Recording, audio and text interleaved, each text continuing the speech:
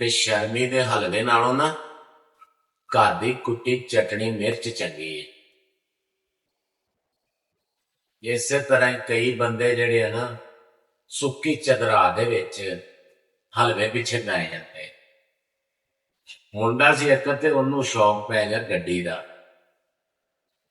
ਤੇ ਮੱਝਾਂ ਮੁੱਝਾਂ ਡੰਗਰ ਸ਼ੰਗਰ ਵੇਚ ਕੇ ਨਾ ਉਹਨੇ ਗੱਡੀ ਲਈ, ਤੇ ਗੱਡੀ ਲੈ ਕੇ ਤੇ ਉਹਨੂੰ ਨਿੱਤ ਸਾਫ਼ ਕਰਿਆ ਕਰੇ, ਨਿੱਤ ਉਹਨੂੰ ਧੋਇਆ ਕਰੇ, ਤੇ ਨਿੱਤ ਉਹਦਾ ਸ਼ਿੰਗਾਰ ਕਰਿਆ ਕਰੇ, ਤੇ ਨਾਲ ਦਿਖਾਇਆ ਕਰੇ ਵੀ ਇਹ ਰਿਮੋਟ ਤੇ ਚੱਲਦੀ ਹੈ, ਤੇ ਬੂਹੇ ਵੀ ਰਿਮੋਟ ਤੇ ਖੋਲ੍ਹਦੇ।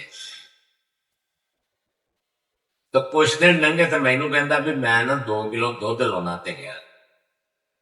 ਤੇ ਮੈਂ ਕਿਹਾ ਵੀ ਹੁਣ ਗੱਡੀ ਦਾ ਦੁੱਧ ਚੋ, ਮੱਝਾਂ ਵੇਚ ਕੇ ਗੱਡੀ ਲਈ ਆ ਤੇ ਹੁਣ ਉਹਦਾ ਦੁੱਧ ਚੋ। ਉਹ ਐਵੇਂ ਇਸ ਤਰ੍ਹਾਂ ਹੀ ਇੱਕ ਕੁੜੀ ਆ ਗਈ ਨਾ ਵਿਆਹੀ ਹੋਈ ਪਿੰਡ ਦੇ ਵਿੱਚ, ਤੇ ਬੜੀ ਉਰਦੂ ਬੋਲਦੀ ਸੀ, ਬੜੀ ਅਪ ਟੂ ਡੇਟ ਬਣਦੀ ਸੀ। ਘਰ ਦੀਆਂ ਦੂਸਰੀਆਂ ਨੌਵਾਂ ਜਿਹੜੀਆਂ ਪਹਿਲੇ ਵਿਆਹੀਆਂ ਹੋਈਆਂ ਸੀ ਉਹ ਡੰਗਰ ਵੀ ਸਾਂਭਦੀਆਂ ਸੀ, ਮੱਝਾਂ ਨੂੰ ਪੱਠੇ ਪਾਉਣੇ, ਘਰ ਦਾ ਕੰਮ ਕਰਨਾ, ਤੇ ਉਹਦੇ ਤੋਂ ਸਾਰੇ ਘਰ ਦੇ ਤਰ੍ਹਾਂ ਦੇ ਸੀ ਵੀ ਇਹ ਉਰਦੂ ਬੋਲਦੀ ਤੇ ਪੜ੍ਹੀ ਲਿਖੀ।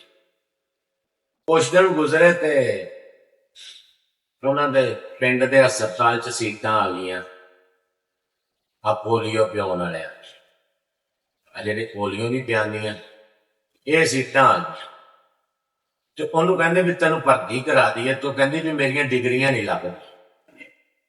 ਅਸੀਂ ਡਿਗਰੀਆਂ ਕਢਾ ਲੈਂਦੇ ਆ। ਉਹ ਜਦੋਂ ਡਿਗਰੀਆਂ ਵਾਲੇ ਪਾਸੇ ਹੋਏ ਤੇ ਪਤਾ ਲੱਗਾ ਵੀ ਆਪਣਾ ਜਿਹੜਾ ਇਹ ਪੜ੍ਹੀ ਪੰਜ ਹੈ, ਤੇ ਘਰਦਿਆਂ ਕਿਹਾ ਵੀ ਚਲੋ ਨਾ ਤੁਸੀਂ ਪਾਓ ਹੁਣ ਡੰਗਰਾਂ ਨੂੰ ਪੱਠੇ, ਤੇ ਨਾਲੇ ਚੱਕੋ ਗੋਇਆ, ਤੇ ਨਾਲੇ ਘਰ ਦਾ ਕੰਮ ਕਰਿਆ।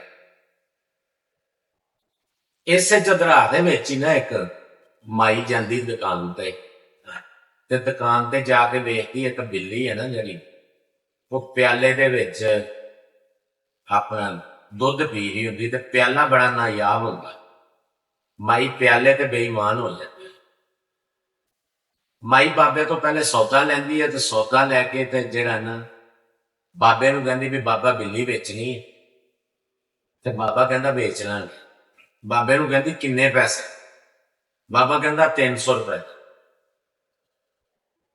ਉਹਨੇ 300 ਰੁਪਇਆ ਬਾਬੇ ਨੂੰ ਦਿੱਤਾ ਤੇ ਬਿੱਲੀ ਕੱਚ ਚ ਗਈ। ਬਿੱਲੀ ਕੱਚ ਚ ਕਰਕੇ ਤੇ ਬਾਬੇ ਨੂੰ ਕਹਿੰਦੀ ਵੀ ਬਾਬਾ ਪਿਆਲਾ ਤੇਰਾ ਕਿਸ ਕੰਮ ਦਾ ਰਹਿ ਗਿਆ, ਇਹ ਵੀ ਮੈਨੂੰ ਦੇ ਦੇ। ਉਹ ਕਹਿੰਦਾ ਪੁੱਤਰ ਇਹ ਪਿਆਲਾ ਵਿਖਾ ਕੇ ਤੇ ਮੈਂ 40 ਬਿੱਲੀਆਂ ਵੇਚ ਲਈਆਂ। ਬੰਦ ਕਰ